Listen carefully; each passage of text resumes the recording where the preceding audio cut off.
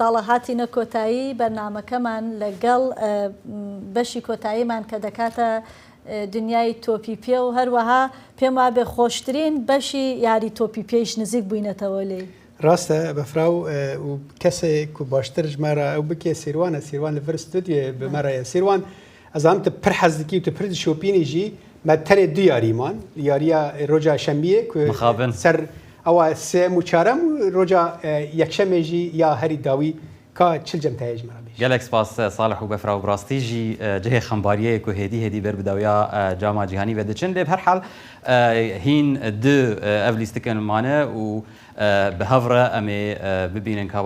çavê dinyê gişî wê li ser Amerîka be bi taybet stadyoma MetLife li bajarê New York yan ji devê New York û di navbera New York û New Jersey de ye li wir li wê stadyoma MetLife dê cama cîhanî bi dûmahîk were li wê dekê İspanya û Arjentîn wê bi hev re bilîzin li vê dekê tê çaverekirin gobêtirî 86,000 xelk li wir bin lê tenê li nav stadyomê li dervê stadyomê bi milyonan kes hem li Amerîka û ji dervê Amerîka li vê yariya çaverekirî temaşe bikin. Berî wê jî wekû ku Salih jî got berî wê bi rojekê wê İspanya سیروان ez xwazim pirsekê bikim 86,000 hejmareke pir mezin e ew lekariya wan yanî çawa tê parastin rastî ev pirsek baş ji ber got Salih ji destpêkê ve yanî him desalatdarên Amerîka û yê FIFA jî hesabê vê rojê dikin bi taybet li bajarekî wekû New York û hejmareke mezin ji xelkê hene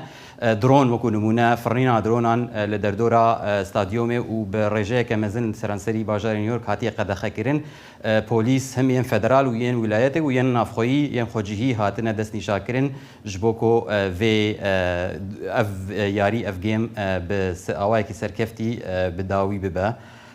Bi her hal amadekarî li ser gelek aslan tê kirin û duwarê hunerî de û teknîkî de ji bo em bêtir behsa vê yariyê bikin ya Arjentîn û Spanya. Niha jî em diçin cem şirovekarê futbolê Birêz Elî Fikrî eşek ku di rêya Kobawekî zindî ji Stenbolê bi merayekeke Elî di bixêr hat yanî mixabin hêdî em ber bi dawiya wê vê qehremaniyê diçin tu ji destpêkê mere bû û em gihiştin qonaxa dawî keke Elî du roj mane û wê Arjentîn û Spanya dawî li vê festîvala cîhanî bînin. Geşta her du welatan serpêhatiya wan ji destpêkê ji 11 hezêranê heta niha tu çawa dinirxîne? Yani destpêkê de min got bû favoriyetê min ê mezin İspanyayê çima min wiha digot bela ku di lêstika futbolê de di hal hene di organizasyon hene yek çi ye yek êrîşe êdin jî bergirî ye İspanya hem bergirîkêriyê û hem jî êrîşê di nava xwe de bi şeklekî ku heya îro dinya nedîtiye honand hêza İspanyayê ji virtê û ba dilê min jî dîsa favoriyetê şampiyonetê ew bi xwe ye. Elbet qapûher de weke ku dizanin tenê wan ji İspanyayê gol nexwar êdinê xwe ber İspanyayê negirtin nikarbûn bigirin jî ev çîroka İspanyayê ya Arjantin jî ji xwe fenomenekî pir mezin heye Messi yani Messi'ye dibe çi dibe ji şefqê kevroşka derdixe yani tiştê netişt sehirbaz e bi rastî jî wego gelek ez dibêjim keke Elî tu zanin ji 1966 de ev her du tîm di cama cîhanê de nehatine berhev yanî ji bo geleka xewne ku Spanya û Arjentîn li hember hev derkevin lê ne tenê xewnek normal xewnek ku di fînalê de digihêjin hev ev girîngaveyekê di dîroka futbolê de çi ye? Ya helbet girîng pir girîng e bela ku İspanya jî rastî di warê futbolê de weke deqekî ye nexasin tîma wanî Real Madrid di turnuvayên UEFA şampiyona de êrî pir bûye şampiyon ewin Arjantin ji alî dinê ve خودی کمپسه خودی مارادونایه وگاچ خودی مسیه یعنی خودی کفن شوپیه که پر بهیز و گلک جی بچان داوان و گریداینه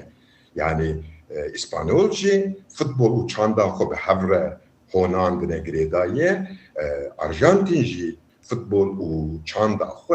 دنابا خو ده هونان هر دو جی بونه اکول بله بچه هوایی به انجام وی ماچه چه به بلا به لیدیس جی دیروک تنویساندن اسپانیا و جام خو قهرمانی خو دوم تومار بک اگر بسکه و ارجنتین و به خودیا 4 جام جهانی به هر اوایی به میجو و دیروک روزا یکشنبه تنویساندن نوسا